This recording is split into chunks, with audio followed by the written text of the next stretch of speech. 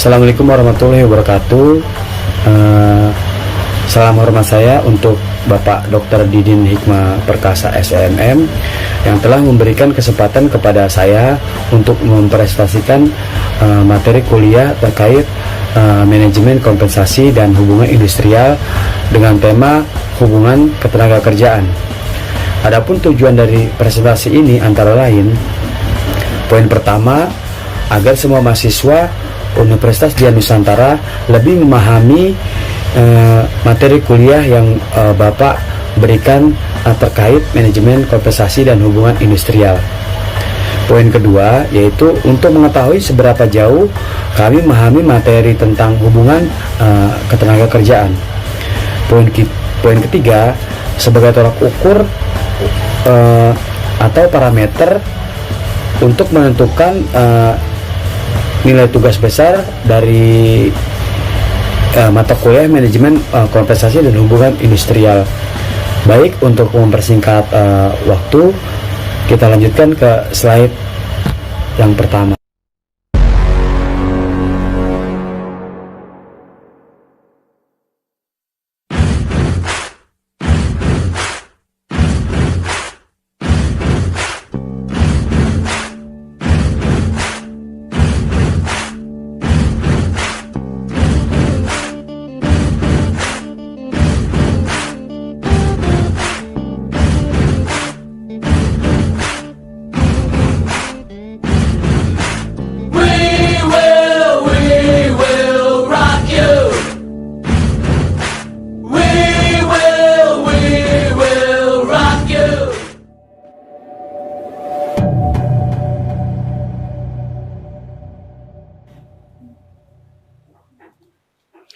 Hubungan ketenagakerjaan.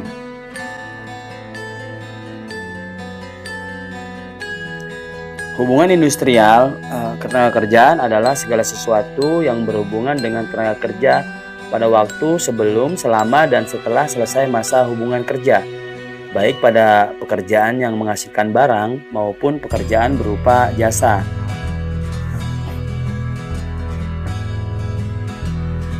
Peraturan dan perundang-undangan ketenagakerjaan.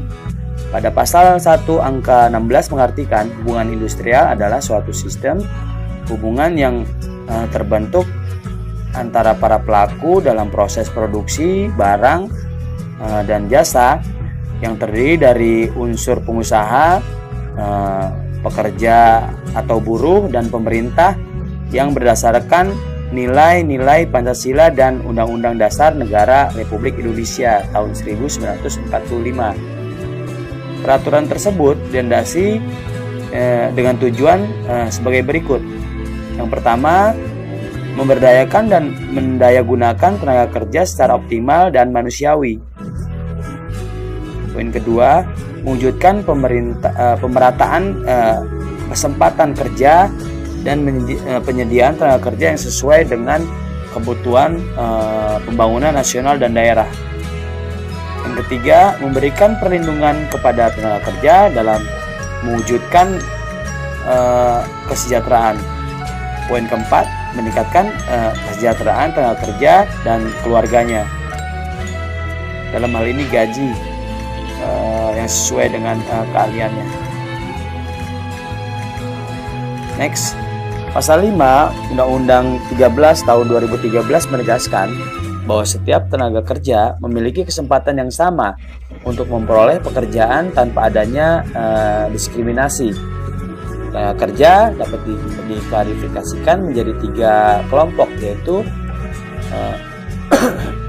tenaga kerja terdidik, tenaga kerja yang mempunyai keahlian pada bidang tertentu atau khusus yang diperoleh dari bidang pendidikan, sebagai contoh dosen, dokter, guru, pengacara, akuntan, dan sebagainya. B. Tenaga kerja terlatih. Tenaga kerja terlatih yaitu yang memiliki keahlian pada bidang tertentu atau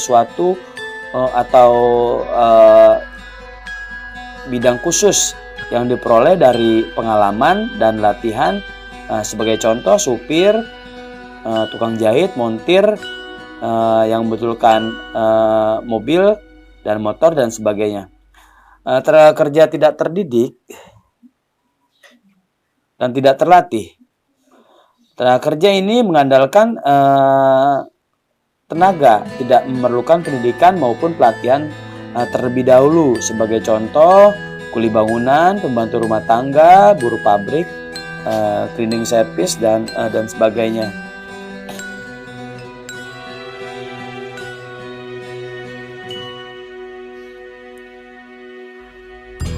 Masalah ketenagakerjaan. Masalah ketenagakerjaan dapat timbul karena beberapa faktor seperti pendidikan, kesempatan kerja, maupun pertumbuhan ekonomi yang relatif rendah. Hal ini dialami oleh banyak negara dan termasuk Indonesia, karena hingga saat ini masih banyak pengangguran atau lebih tepatnya lagi orang yang tidak dapat bekerja karena minimnya lapangan pekerjaan. 3 masalah ketenagakerjaan yang sering terjadi di Indonesia. Yang pertama yaitu banyaknya pengangguran.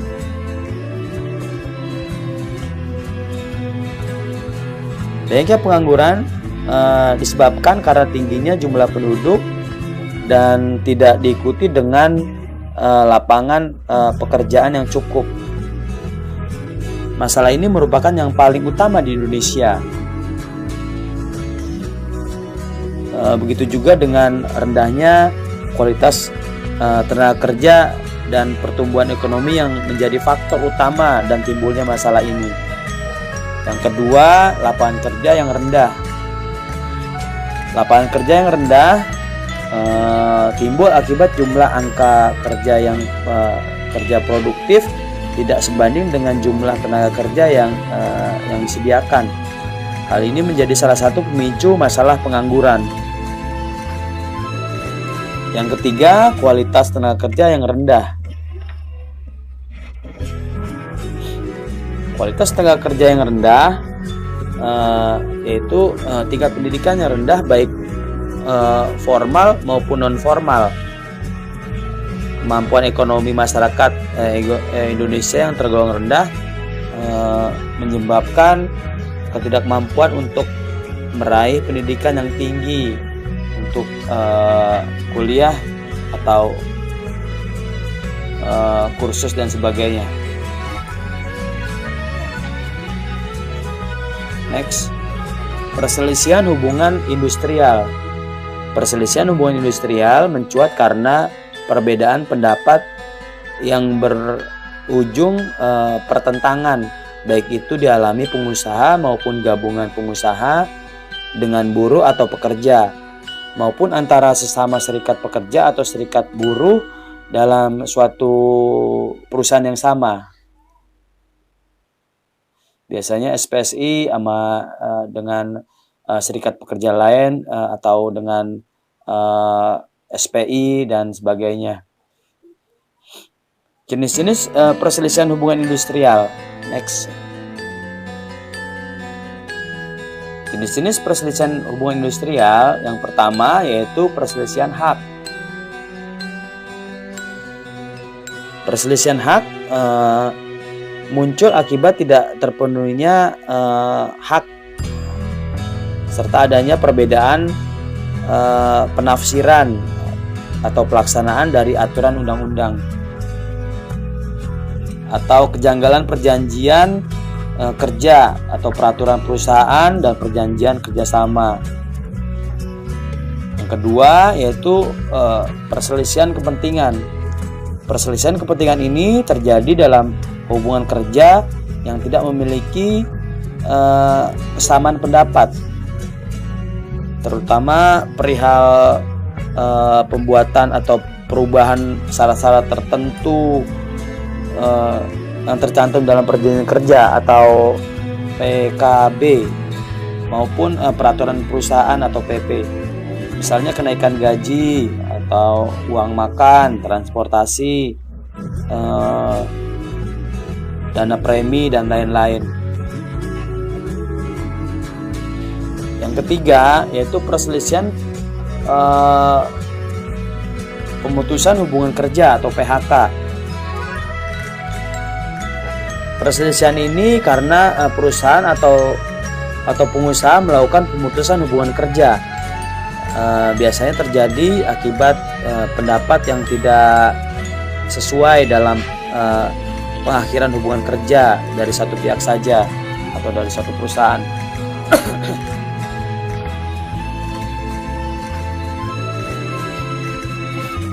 Misalnya perbedaan hitungan pesangon yang diterima pekerja atau buruh berdasarkan undang-undang ketenagakerjaan dengan peraturan perusahaan. Yang keempat, perselisihan antar serikat pekerja atau buruh dalam satu perusahaan. Perselisihan antara serikat dan buruh dalam suatu perusahaan ini umumnya terjadi dalam suatu perusahaan yang sama. Dalam banyak kasus disebabkan oleh ketidaksamaan atau ketidaksepahaman tentang keanggotaan, kewajiban anggota serikat pekerja, dan pelaksanaan hak. Seperti itu. Selanjutnya, tata cara penyelesaian hubungan industrial. Dalam hubungan industrial tidak hanya memandang aspek substansial atau material semata, aspek prosedural atau formal juga akan diperhatikan. Sama halnya dengan tata cara penyelesaian perselisihan hubungan industrial, seperti perundingan bipartit, perundingan tripartit, dan pengadilan hubungan industrial atau PHI.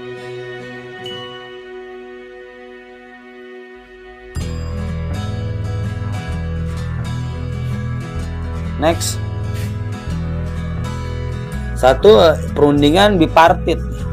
Perundingan dilakukan atau antara pengusaha maupun gabungan pengusaha dengan serikat buruh.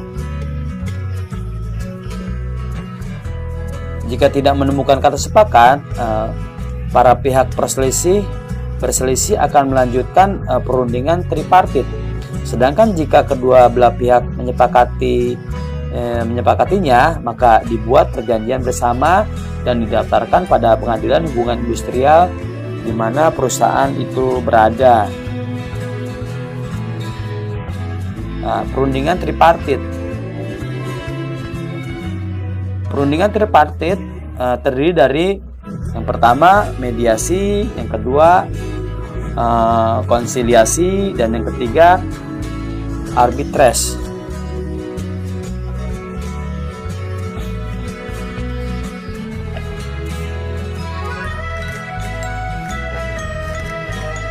Mediasi biasanya yaitu penyelesaian dilakukan dengan cara musyawarah yang dipimpin satu ataupun lebih, biasanya melibatkan mediator dari pihak Departemen Ketenagakerjaan.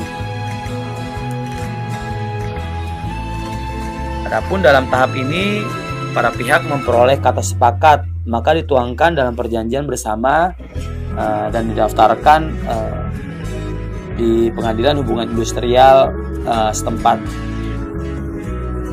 Poin kedua, konsiliasi. Konsiliasi biasanya yaitu dilakukan secara musyawarah dengan penengahnya seorang konsiliator. Konsiliator ini akan berusaha mendamaikan para pihak untuk mencapai kesepakatan bersama. Jika dari salah satu pihak tidak sepakat, maka konsiliator akan membuat anjuran untuk didaftarkan pada pengadilan hubungan industrial setempat. Arbitrase ini merupakan penyelesaian perselisihan dilakukan di luar pengadilan hubungan industrial, yaitu dengan jalan ditempuh yakni dengan membuat kesepakatan tertulis berisi pernyataan pada para pihak untuk menyelesaikan perselisihan hubungan industrial kepada para arbiter. dalam putusan arbitrase ini bersifat final dan mengikat pihak yang berselisih biasanya. Seperti itu.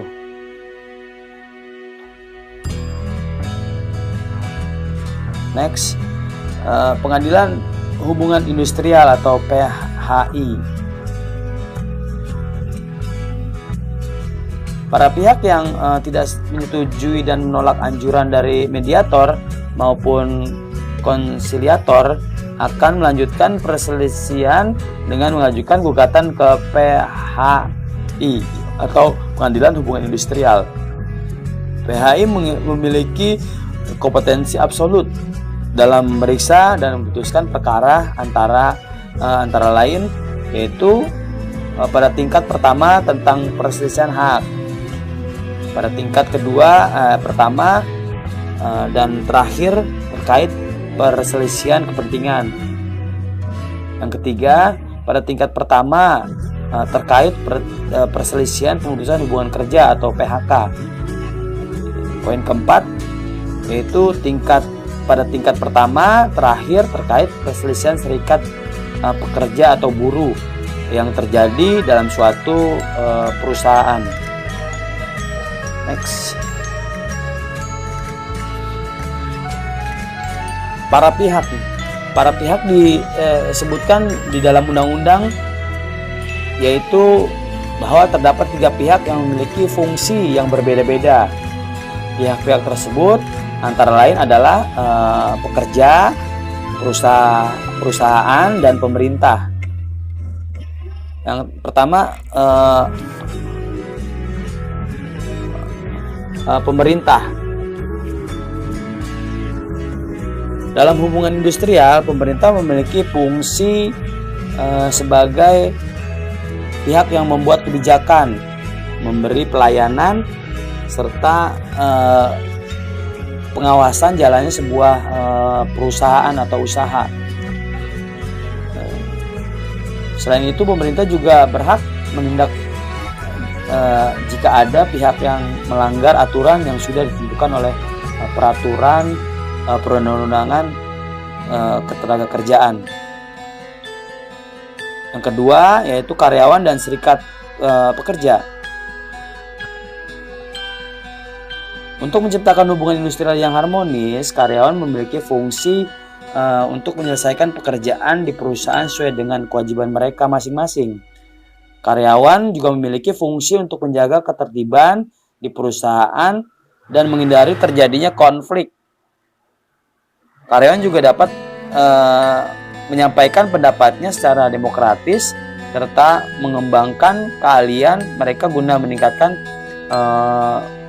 kemajuan serta performa perusahaan.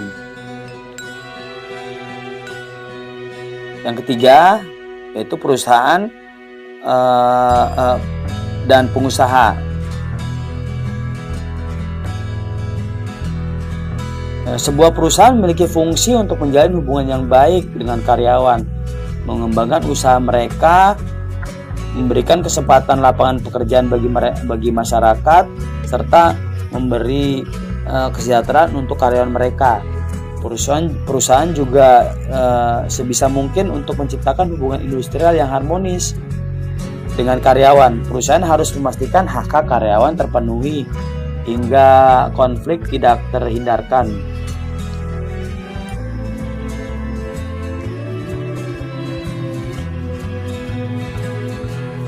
Demikian presentasi dari saya. Saya mengucapkan terima kasih yang sebesar-besarnya kepada Bapak Dr. Didin Hikmah Perkasa, SNM, selaku dosen pengampu manajemen kompensasi dan hubungan industrial. Semoga Bapak diberikan kesehatan serta keselamatan oleh Allah Subhanahu wa taala. Amin amin ya rabbal alamin. Demikian presentasi dari saya. Sekali lagi saya ucapkan terima kasih yang sebesar-besarnya atas kesempatan yang Bapak berikan kepada saya. Bila taufik wal hidayah. Assalamualaikum warahmatullahi wabarakatuh.